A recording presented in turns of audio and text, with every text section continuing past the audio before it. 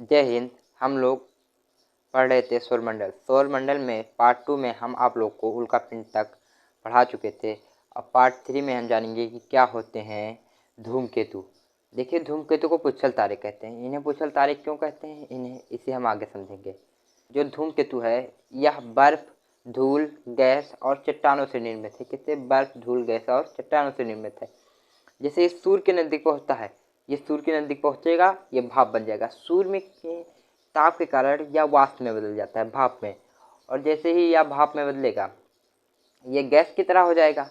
और जैसे ही गुरुत्वाकर्षण के कारण, और मतलब जैसे सूर्य के नज़दीक पहुंचता है गुरुत्वाकर्षण के कारण, तो ये वाष्प में बदलता है। जो सिर है इसका सूर्य की तरफ होता है, तो इसमें से एक छोटे छोटे ऐसे चमकीले से इतने इतने पूंछ निकल आते हैं। इन्हें हम कहते हैं पुच्छल तारे। क्या कहते हैं? पुच्छल तारे। इसलिए इन्हें हम क्या कहते हैं? पुच्छल तारे।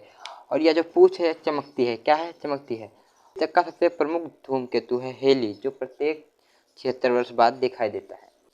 अब हम लोग पढ़ेंगे ग्रहों का श्रृंखला। सबसे पहले पढ़ेंगे बुध के बारे में। देखिए, जो बुध है हमारा, यह 70% धातु तथा 30% सिलिकेट से निर्माण है। किससे? 70% धातु और 30% सिलिकेट से बना हुआ है। जो सिलिकेट है ये सिलिकॉन प्लस ऑक्सीजन से बना है। किससे? सिलिकॉन प्लस ऑक्सीजन से जो हमारा सिलिकेट है बना हुआ है।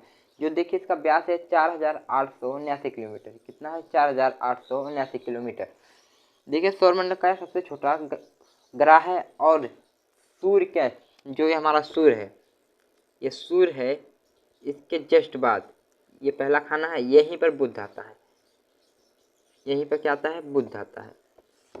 सूर्य के सबसे नज़दीक कौन है? बुध है। सबसे नज़दीक कौन है? बुध है सूर्य से। देखिए, जो होता है यह अपने धुरी पर 59 दिन घूमता है। धुरी पर घूमना मतलब जहाँ खड़े हैं वहीं एक बार ऐसे घूम जाइए, अपने धुरी पर घूमना। और जो परिक्रमा करते हैं मंदिर का, एक बार मंदिर का परिक्रमा करिए, जहाँ से शुरू किए थे वहीं पर रुक जाइए। तो ऐसे ये भी सूर्य का परिक्रमा करता है 87 दिन 23 घंटा। कितना समय लेता है? 87 दिन 23 घंटा। देखिए, जो यह बुध है इसके पास कोई उपग्रह नहीं है। ये बिना उपग्रहों वाला ग्रह है। क्या है? बिना उपग्रहों वाला ग्रह है। लेकिन ये देखिए दो उपग्रह से छोटा है। पहला है गैनीमीड। क्या है? गैनीमीड। और दूसरा है टाइटन। देखिए, जो गैनीमीड है ये बृहस्पति का उपग्रह। तो उपग्रहों से जो बुध है ये छोटा है।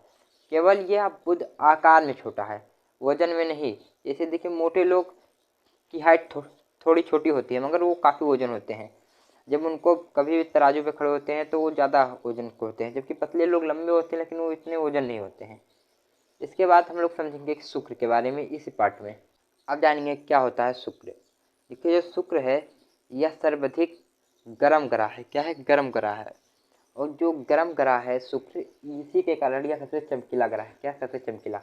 मतलब जो हमारा सौरमंडल है इसमें सबसे ज़्यादा कौन ग्रह चमकता है? तो वह शुक्र है। इसका व्यास है 12,104 किलोमीटर। कितना है? 12,104 किलोमीटर।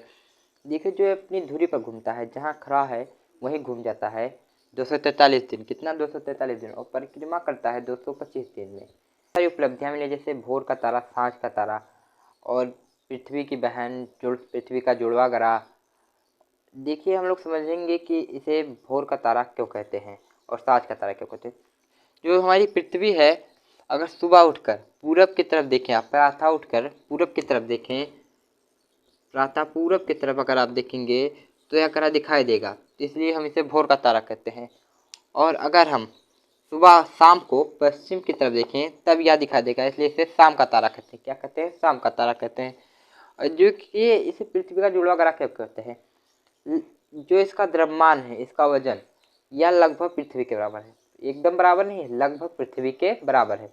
इसलिए इसे पृथ्वी का जुड़वा ग्रह कहते हैं। क्या कहते हैं? पृथ्वी का जुड़वा ग्रह और पृथ्वी की बहन। और जो यह ग्रह है यह पृथ्वी के सबसे नज़दीक ग्रह है। क्या है? पृथ्वी के सबसे नज़दीक ग्रह।